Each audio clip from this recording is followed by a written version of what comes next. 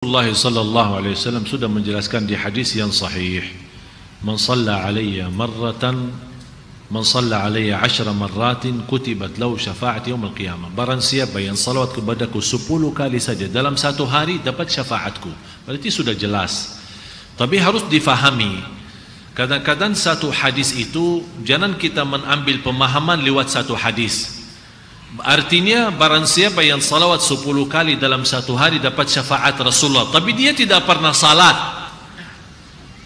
tidak pernah subuh, tidak pernah jumatan, berarti dia menurut Islam kafir. Bagaimana bisa dapat syafaat Rasul? Kan syafaat Rasul untuk orang Islam. Oleh karena itu harus kita fahami dan posisikan. Kalau maksudnya orang jaga amal salih, jaga salat, jaga taqwa, di samping itu dia berbanyak salawat kepada Rasul, pasti mendapatkan syafaat Rasul. Syafaat Rasul ada dua sisi. Ada syafaat Rasul sebagai saksi baik bagi kita. Jadi Rasul akan menjadi saksi baik bagi kita karena kita orang salih, orang jaga amal taqwa, jaga keimanan.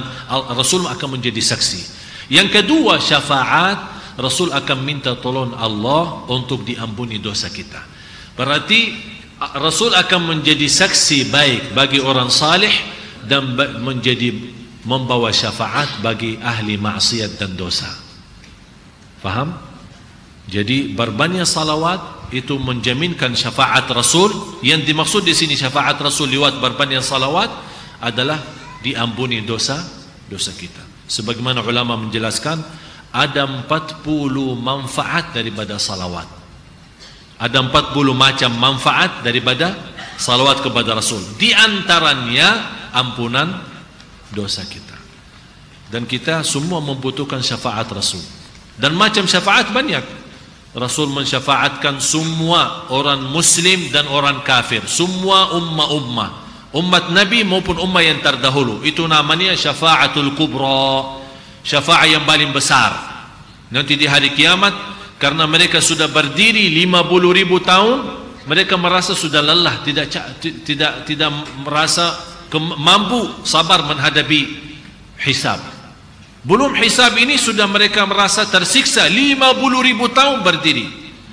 Oleh karena itu mereka lari kepada para nabi, datang kepada Nabi Adam. Nabi Adam menjawab, diri sendiri saya tidak bisa bantu. Datang kepada Nabi Ibrahim, larinya kepada Nabi Nuh, kepada Nabi Isa alaihissalam, kepada Nabi Musa. Semua tidak ada yang bisa bantu. Sampai akhirnya seluruh umat manusia, sejak umat yang dulu sama sekarang, larinya kepada Nabi Muhammad, ya Rasulullah, tolong bantulah kami supaya Allah mulai hisab. Karena kita sudah capek berdiri 50.000 tahun. Disitulah Rasul sujud di hadapan Allah dan memuji Allah dalam sujud. Kata Rasulullah, di saat itu Allah gerakkan lidah saya memujinya yang tidak pernah dipuji oleh siapapun sebelumnya. Habis itu Allah perintah, wahai Nabi Muhammad, angkatlah kepalamu dan beri syafaat kepada semua yang ada di ahli mahsyar, ahli kiamat. Di situ kata Rasul, ya Allah, tolonglah mulai hisab.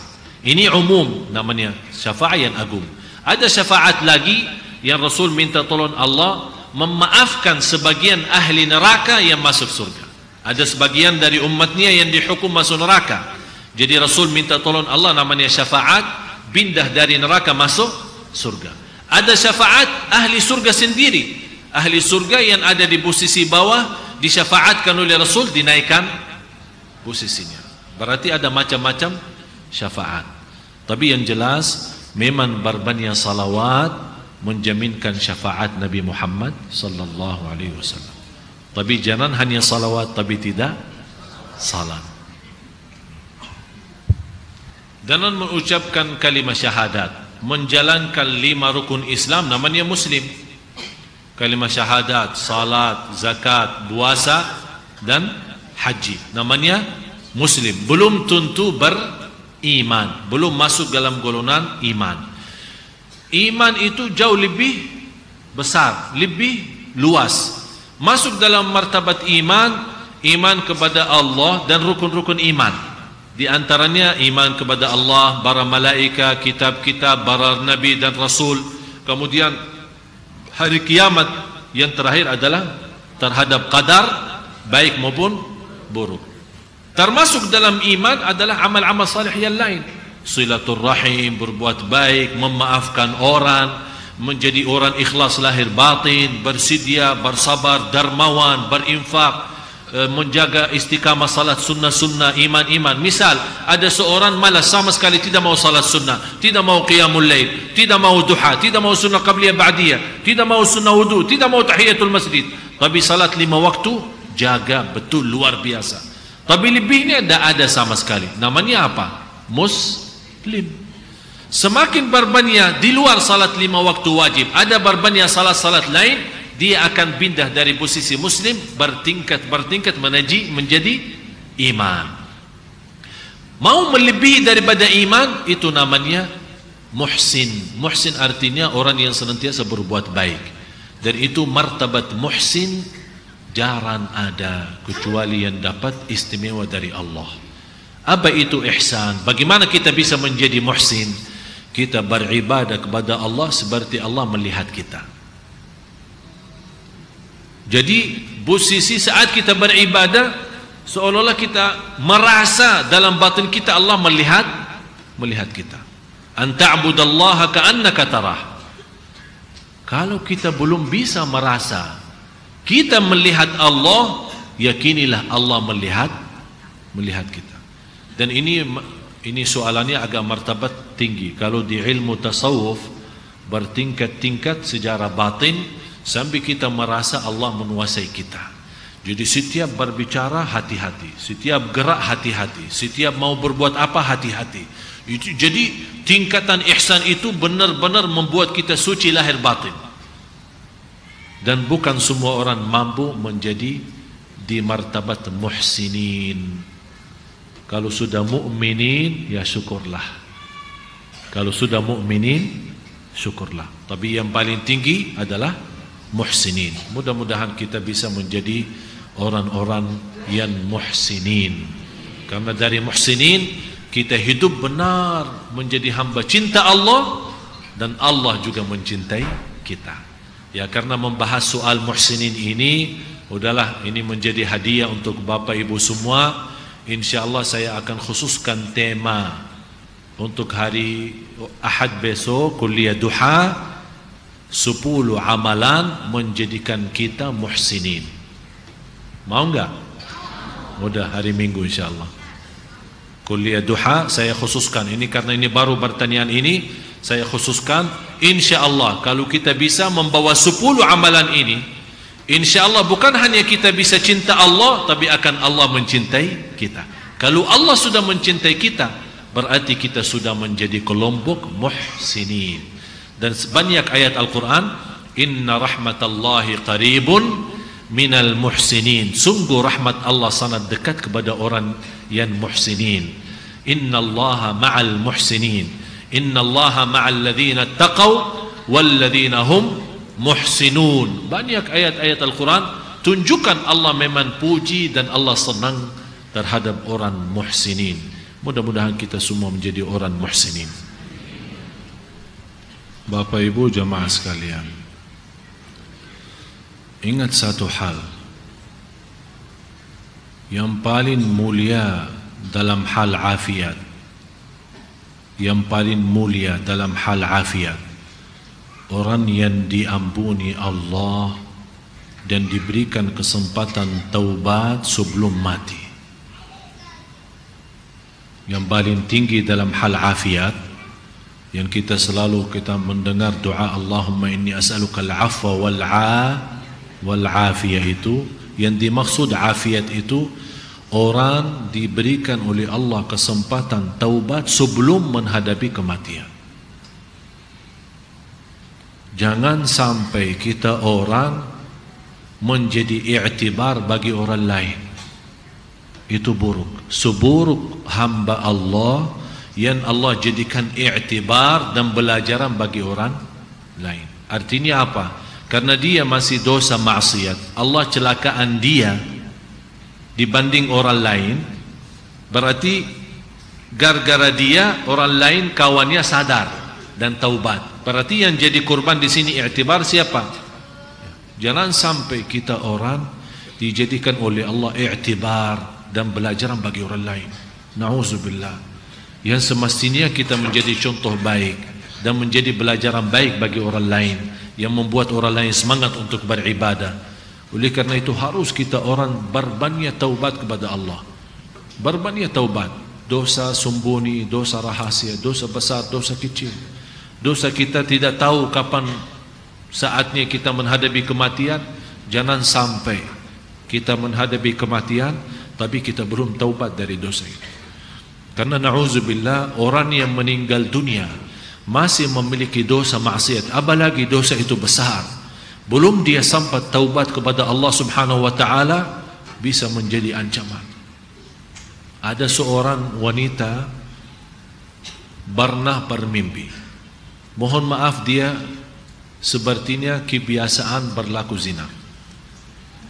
Dia pernah mimpi dan melihat dalam mimpi itu naik satu mobil, kemudian dengan keluarganya, kemudian naik gunung.